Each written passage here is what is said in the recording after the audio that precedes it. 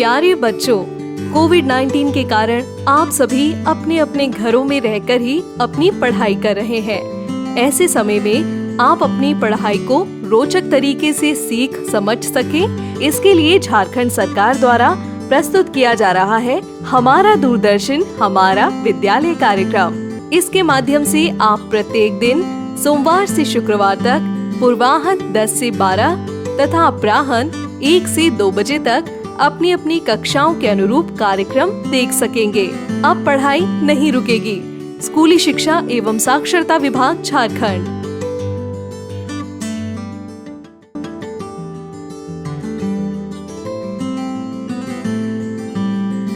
जोहार, JCERT की digital शाला में आपका स्वागत है।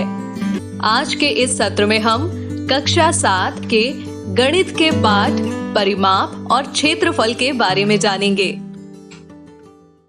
नमस्कार बच्चों, हमने अभी तक आयत, वर्ग, त्रिभुज और समांतर चतुर्भुज के परिमाप और क्षेत्रफल के बारे में पढ़ा है। आज हम लोग वृत्त की परिधि और क्षेत्रफल के बारे में पढ़ेंगे।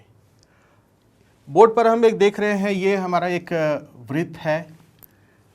तो जैसा हमने आयत वर्ग में पढ़ा था, ठीक उसी तरह से वृत्त की परिधि भी वही होती है जो एक चक्कर लगाने में जो दूरी तय की जाती है।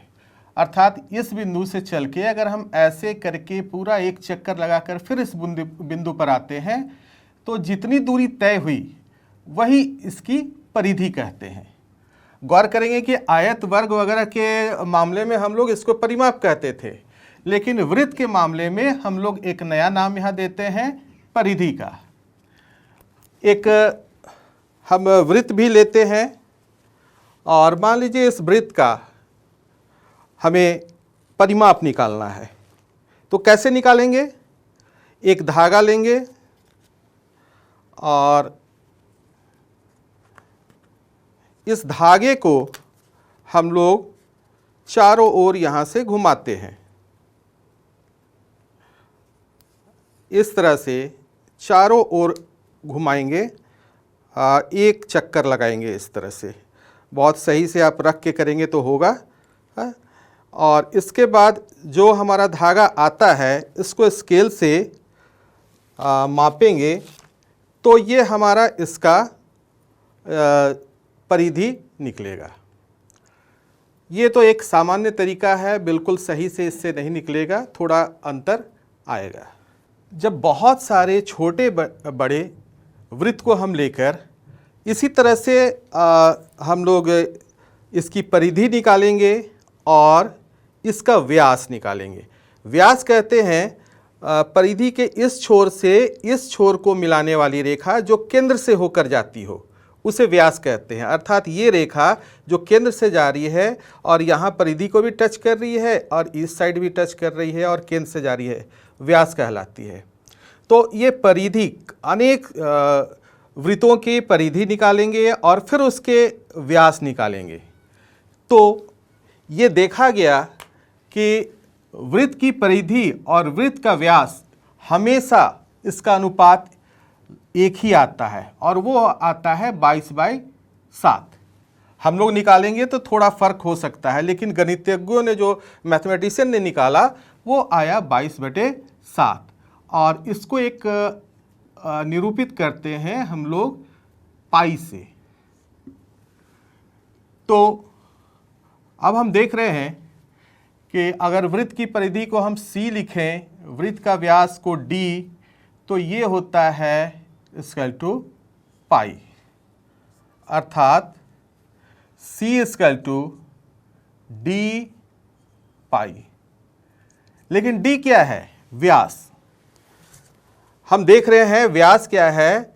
यहाँ से इस छोर से इस छोर पर जो रेखा गई और ये जो केंद्र से होकर गुजर रही है, तो व्यास है। और अगर केंद्र से यहाँ करेंगे तो इसे हम त्रिज्या कहते हैं। तो स्पष्ट तौर पर त्रिज्या व्यास की आधी होती है। तो हम D की जगह हम लिख रहे हैं 2R। यानी त्रिज्या की दुगनी हो गई व्यास।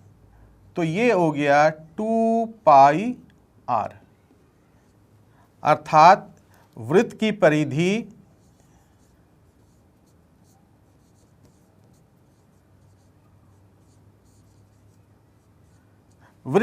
परिधि का हमारा फॉर्मूला आ गया 2 पाई r। अब हम वृत्त का क्षेत्रफल देखेंगे। तो जैसे हमने आयत और वर्ग और अन्य आकृतियों में देखा था, वृत्त का क्षेत्रफल भी वही है कि जितने जगह ये छेदता है, घेरता है, उसे हम क्षेत्रफल कहते हैं। तो इसे हम किस तरह से, इसका फॉर्मूला हम किस तरह से निकालेंगे, देखते हैं। क्या करते हैं कि हमने इस त्रिभुज को बहुत सारे टुकड़ों में काट दिया है, कई टुकड़ों में काट दिया है ना। तो अब हम क्या करते हैं, इन टुकड़ों को निकालते हैं। उसके बाद देखते हैं क्या होता है। ये बिल्कुल आधा आधा हमने कर दिया है।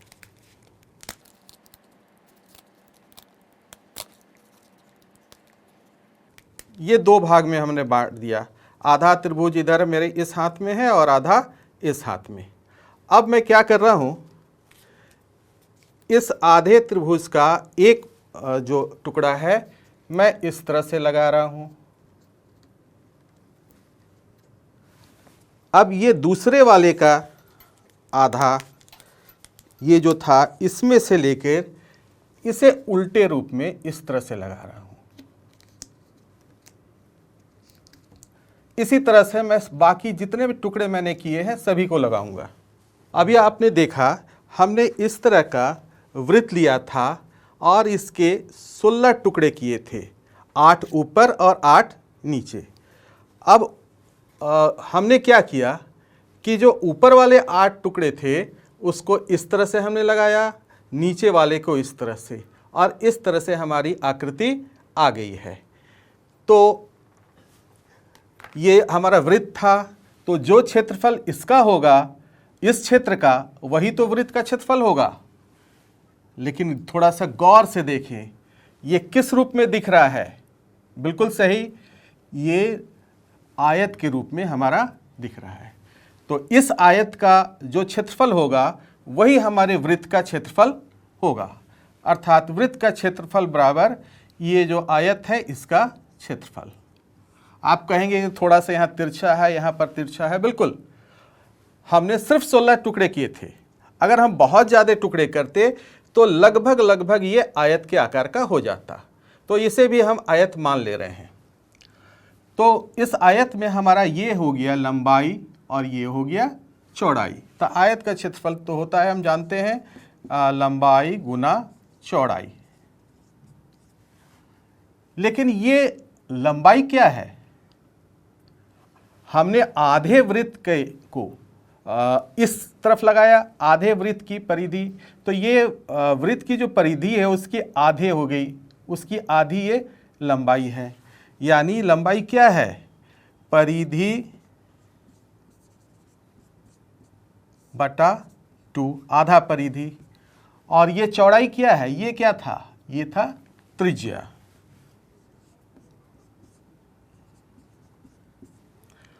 और परिधि हम जानते थे, क्या निकाले थे अभी, 2 पाई r बटा 2, और त्रिज्या r। ये 2 कैंसिल हो गया, तो ये आ गया पाई r स्क्वायर। तो हमारा वृत्त का क्षेत्रफल का फॉर्मूला हो गया पाई r स्क्वायर। जब हम लोग क्षेत्रफल के प्रश्न हल करते हैं तो कई बार हमें इकाइयों को रूपांतरित करने की आवश्यकता पड़ती है। तो किस तरह से हम इकाइयों को रूपांतरित करेंगे, ये भी हमें प्रश्नों को हल करने से पहले जानना होगा। जैसे 1 सेंटीमीटर स्क्वायर, इसको हम चेंज करना चाह रहे हैं, रूपांतरण करना चाह रहे हैं मिलीमीटर स्क्वायर में। 1 सेंटीमीटर स्क्वायर में कितने मिलीमीटर स्क्वायर होंगे। तो 1 सेंटीमीटर स्क्वायर का अर्थ हो गया 1 सेंटीमीटर गुना 1 सेंटीमीटर। और हम जानते हैं कि 1 सेंटीमीटर में 10 मिलीमीटर होते हैं। तो 1 सेंटीमीटर गुना 1 सेंटीमीटर बराबर हो गया 10 मिलीमीटर गुना 10 मिलीमीटर। अर्थात 100 मिलीमीटर स्क्वायर। तो 1 सेंटीमीटर स्क्वायर में हो गए 100 मिलीमीटर स्क्वायर। ठीक इसी तरह से हम ले रहे हैं 1 मीटर स्क्वायर को हमको सेंटीमीटर स्क्वायर में चेंज करना है। तो ये 1 मीटर गुना 1 मीटर, 1 मीटर में 100 सेंटीमीटर होते हैं, इसलिए 100 सेंटीमीटर गुना 100 सेंटीमीटर, और 100 को गुना करेंगे तो ये हो जाए 1 पर 4 शून्य, अर्थात इकाई, दहाई, सैकड़ा, हजार, 10,000, 10,000 सेंटीमीटर स्क्वायर। तो 1 मीटर स्क्वायर में हो गए 10,000 सेंटीमीटर स्क्वायर। अब किलोमीटर स्क्वायर को हमें बदलना है मीटर स्क्वायर में। फिर उसी तरह से देख रहे हैं 1 किलोमीटर गुना 1 किलोमीटर, और 1 किलोमीटर में होते हैं 1,000 मीटर, ये हम सभी जानते हैं। तो 1,000 मीटर गुना 1,000 मीटर, यानी कितने शून्य हो गए, 1 2 3 4 5 6, तो 1 पर 6 शून्य। तो ये हो गए इकाई, दहाई, सैकड़ा, हजार, 10,000, लाख, 10 लाख, 10 लाख मीटर स्क्वायर। अब एक उदाहरण देखते हैं। अभी मान लीजिए कि हमें 2 मीटर स्क्वायर को सेंटीमीटर स्क्वायर में बदलना है। तो ये हो गया 2 मीटर इंटू 2 मीटर बराबर 200 सेंटीमीटर इंटू 200 सेंटीमीटर। तो ये हो गए 4 पर 4 शून्य, यानी इकाई, दहाई, सैकड़ा, हजार, 10,000, 40,000 सेंटीमीटर स्क्वायर। तो ये तो हो गया कि हमें छोटी इकाइयों में रूपांतरण करना हुआ। अगर हम छोटी इकाइयों को बड़ी इकाइयों में कैसे करेंगे, उसका भी कुछ उदाहरण देखते हैं। तो ये है हमारा सेंटीमीटर स्क्वायर को मीटर स्क्वायर में बदल रहे हैं। तो ये कितना है, इकाई, दहाई, सैकड़ा, हजार, 10,000, यानी 50,000 सेंटीमीटर स्क्वायर। इसको बदलना है मीटर स्क्वायर में। तो हम यहाँ देखेंगे कि 1 मीटर स्क्वायर में कितने सेंटीमीटर स्क्वायर थे। यहाँ 1 पर 4 शून्य, तो 1 पर 4 शून्य से हम इसको डिवाइड कर देंगे। तो ये कट गया, ये कट गया, बच गया क्या, 5 मीटर स्क्वायर, यानी 50,000 सेंटीमीटर स्क्वायर बराबर 5 मीटर स्क्वायर। ठीक इसी तरह से अब हमें ये दिया हुआ है इकाई, दहाई, सैकड़ा, हजार, 10,000, 20,000 मीटर स्क्वायर को किलोमीटर स्क्वायर में बदलना है। तो फिर हम देखते हैं कि 1 किलोमीटर स्क्वायर में कितने मीटर स्क्वायर होते हैं। तो ये हम सीधे शून्य को गिनती करते हैं, 1 2 3 4 5 6, यानी 1 पर 6 शून्य। तो हम उसी से डिवाइड कर देते हैं, 1 पर 6 शून्य। तो देखते हैं क्या आता है, ये 0 0 कट गया, ये 0, ये 0, ये 0, ये 0, ये 0 का ये 0, बच गया क्या, 2/100। और दशमलव वाले पाठ में हम लोग पढ़ चुके हैं, 2/100 को दशमलव में कैसे व्यक्त करेंगे, 0.02 किलोमीटर स्क्वायर। जब भूखंड की माप हम करते हैं तो हमारा किलोमीटर और मीटर से नहीं काम चलता है। तो इसके लिए एक अलग इकाई बना हुआ है, वो है हेक्टेयर। और 1 हेक्टेयर बराबर होता है 100 गुना 100 मीटर स्क्वायर, यानी इकाई, दहाई, सैकड़ा, हजार, 10,000, 10,000 मीटर स्क्वायर। 1 हेक्टेयर बराबर 10,000 मीटर स्क्वायर। अब एक उदाहरण भी ले लेते हैं। ये हमारा इकाई, दहाई, सैकड़ा, हजार, 10,000, 20,000 मीटर स्क्वायर को अगर हमें हेक्टेयर में चेंज करना है तो कैसे करेंगे। तो जो भी हमें दिया रहता है ऊपर लिखेंगे, और यहाँ देखें कि 1 हेक्टेयर में कितना मीटर स्क्वायर है, 1 पर 4 शून्य। तो 1 पर 4 शून्य से हम इसको डिवाइड कर देते हैं, भाग दे देते हैं।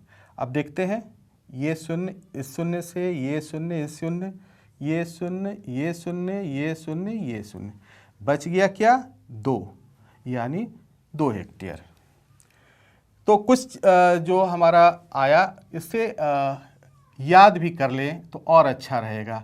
यानी 1 सेंटीमीटर स्क्वायर बराबर 100 मिलीमीटर स्क्वायर, 1 मीटर स्क्वायर बराबर 10,000 सेंटीमीटर स्क्वायर, 1 किलोमीटर स्क्वायर बराबर ये कितना आया था, इकाई, दहाई, सैकड़ा, हजार, 10,000, लाख, 10 लाख, 10 लाख मीटर स्क्वायर और 1 हेक्टेयर बराबर 10,000 मीटर स्क्वायर। तो इन इकाइयों को अगर आप याद कर लेंगे तो आगे के प्रश्नों में जब इकाई को रूपांतरित करने का आएगा तो इसी तरह से हम उसको फिर रूपांतरित करेंगे। कई बार हम देखेंगे कि प्रश्नों में हमें इसकी ज़रूरत पड़ेगी। अब हम लोग कुछ उदाहरण लेकर जो हमने सीखा इसे प्रयोग करके देखेंगे। पहला उदाहरण है, निम्न त्रिज्या वाले वृत्त की परिधि एवं क्षेत्रफल ज्ञात कीजिए, जहां पाई बराबर 22/7।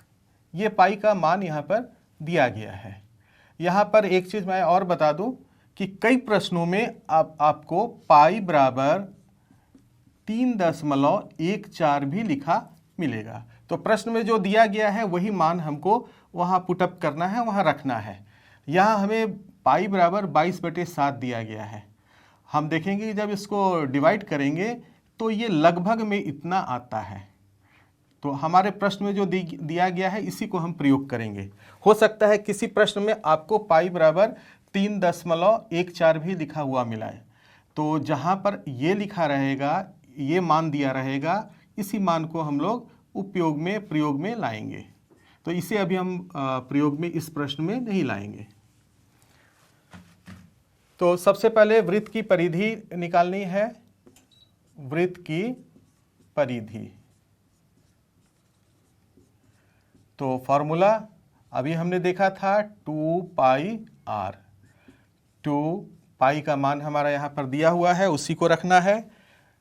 22/7 और r, अच्छा यहाँ पर r दिया हुआ है 14 सेंटीमीटर। सॉरी, ये छूट गया था प्रश्न में। तो ये 14, तो 7 से ये 2 कट गया, तो ये 2 दूना 4, 4 दूना 8, 4 दूना 8, ये वर्ग सेंटीमीटर। अब वृत्त का क्षेत्रफल,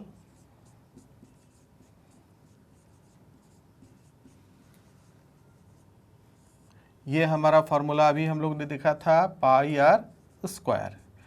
पाई 22/7 और r 14 गुना 14 है ना।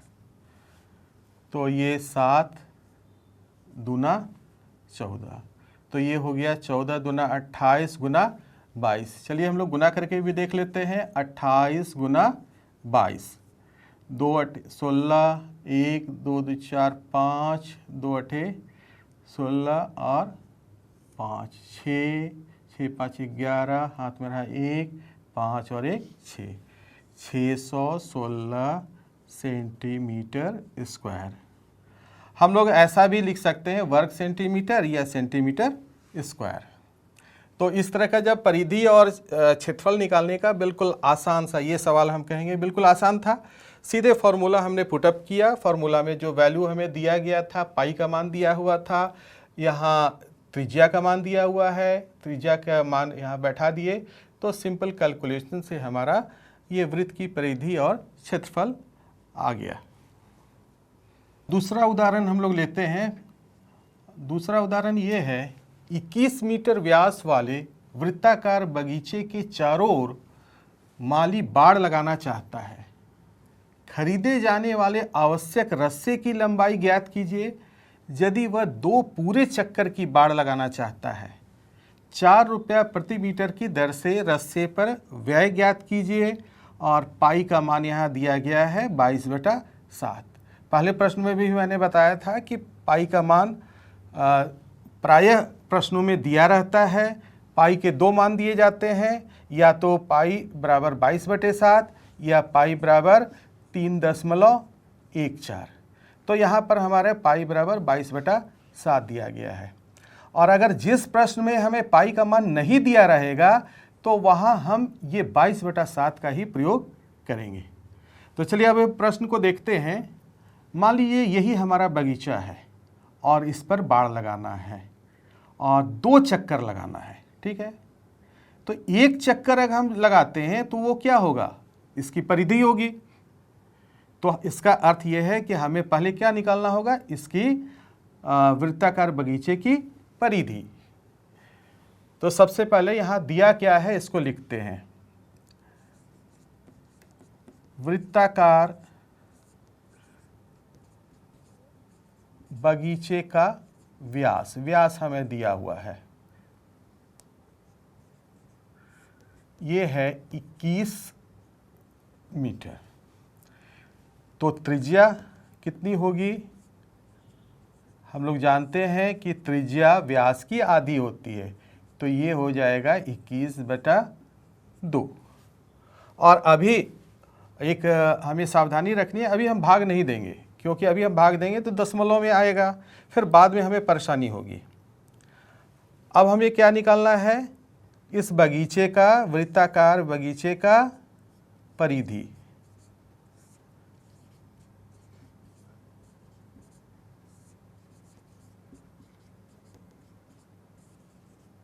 और इसका फार्मूला क्या है, 2πr, अर्थात 2 × 22/7, और r क्या है हमारा 21/2, 21/2।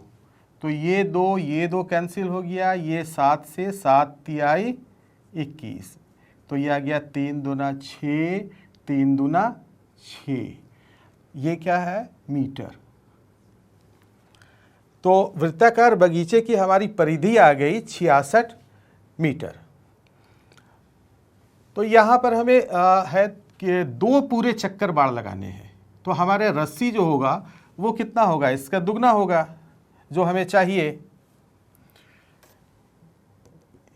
इसलिए आवश्यक रस्सी की लंबाई बराबर 2 × 66। 2 बार बाड़ ये हमें लगाना है, रस्सी घुमाना है, तो परिधि का दुगना होगा, तो दुगना हमने कर रहे हैं 2 × 66, 2 छक 12 का 2 हाथ में रहेगी, 2 छक 12 1 13, 132 मीटर।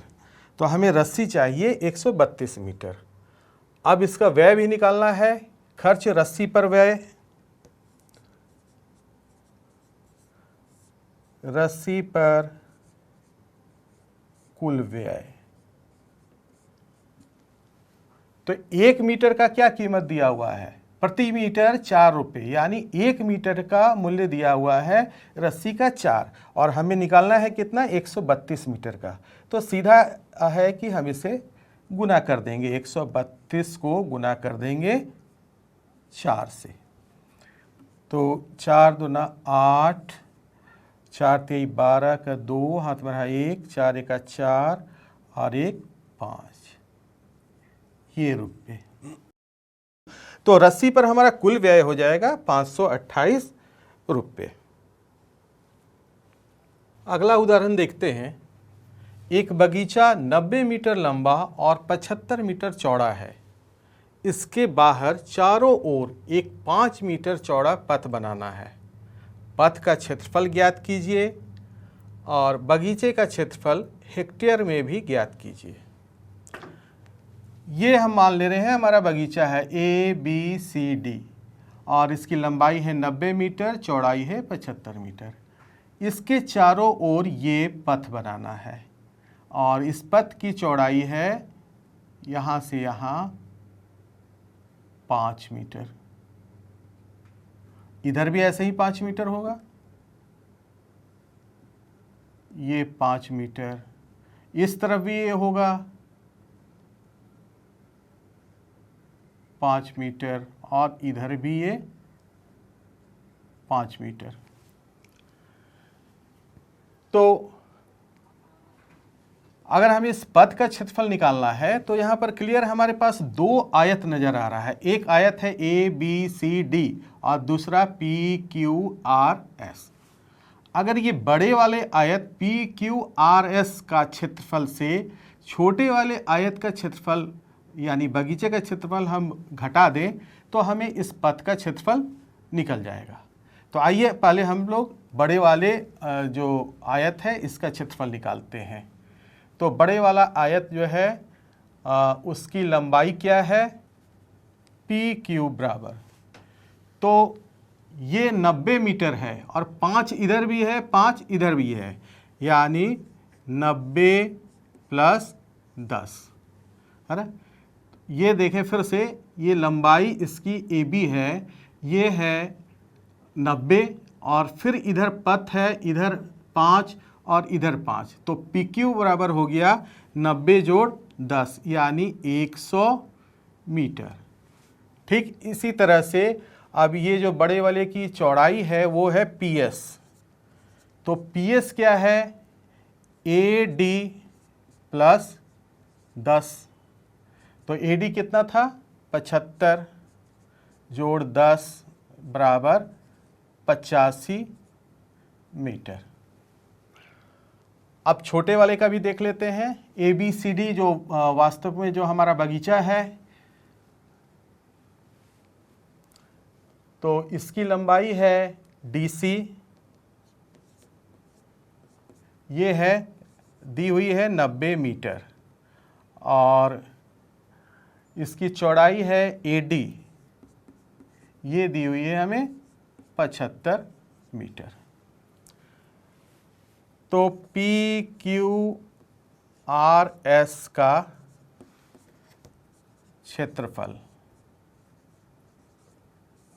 तो ये हो जाएगा पी क्यू इंटू ये जो लंबाई है P Q into P S, यानी 100 मीटर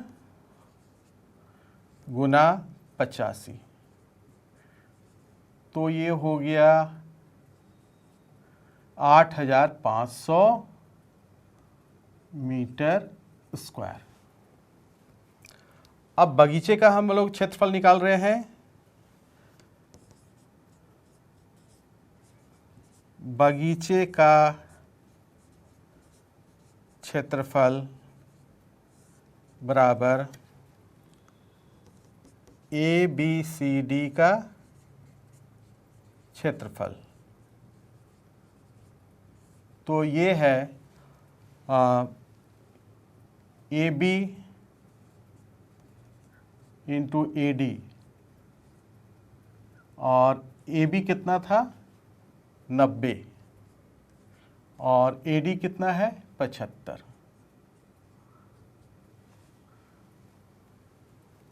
तो इसे हम गुना करेंगे 9 पचे 45, हाथ में रहा 4, 9 सते 63 4 67, 6750 मीटर स्क्वायर। ये PQRS क्या है, पथ के साथ क्षेत्रफल, तो पथ के साथ इस का क्षेत्रफल हमारा आ गया 8500 और बगीचे का क्षेत्रफल आ गया 6750 मीटर स्क्वायर। तो अब पथ का क्षेत्रफल हमें चाहिए था, पथ का क्षेत्रफल ये निश्चित रूप से ये क्या होगा, PQRS का क्षेत्रफल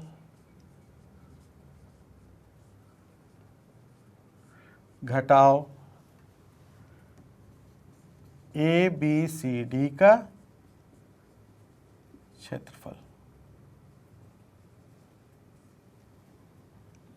तो ये पहला कितना था हमारा PQRS का 8500, 8500 घटाओ 6750, तो ये 0 से 0 आ गया, 10 से 5 5, यहाँ हो गया 4, तो 14 से 7 गया 7, और ये 7 से 6 1, ये मीटर स्क्वायर 1750 मीटर स्क्वायर।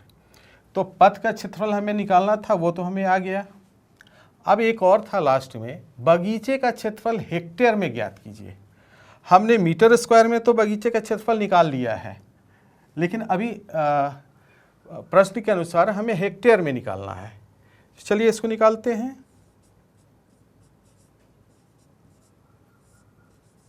बगीचे का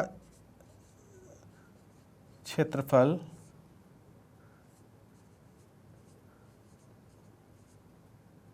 हेक्टेयर में, तो बगीचे का क्षेत्रफल पहले मीटर में कितना था, 6750। अब याद करें कि 1 हेक्टेयर में कितने मीटर स्क्वायर थे, तो ये थे 1 पर 4 शून्य। 1 हेक्टेयर में इतने 1 पर 4 शून्य यानी इकाई, दहाई, सैकड़ा, हजार, 10,000, 10,000 मीटर स्क्वायर थे। तो जब मीटर स्क्वायर को हम हेक्टेयर में बदलेंगे तो उतना से ये हम भाग दे देंगे। तो ये शून्य और ये शून्य कट गया, ये बच गया 0.675 हेक्टेयर।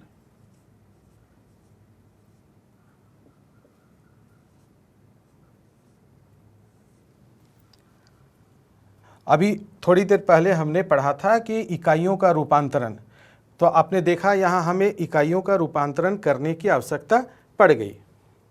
तो बच्चों आपने आज देखा, पढ़ा वृत्त के परिमाप और क्षेत्रफल के बारे में, साथ ही साथ हमने कई उदाहरणों को हल किया और इकाइयों का रूपांतरण कैसे किया जाता है यह भी देखा।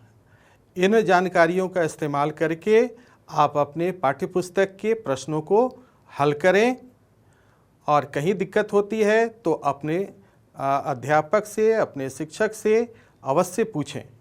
धन्यवाद। इस प्रसारण से संबंधित सुझाव, अपने प्रश्न इत्यादि आप हमें jcertrg@gmail.com तथा टोल फ्री नंबर 1800 5728 585 पर संपर्क कर सकते हैं।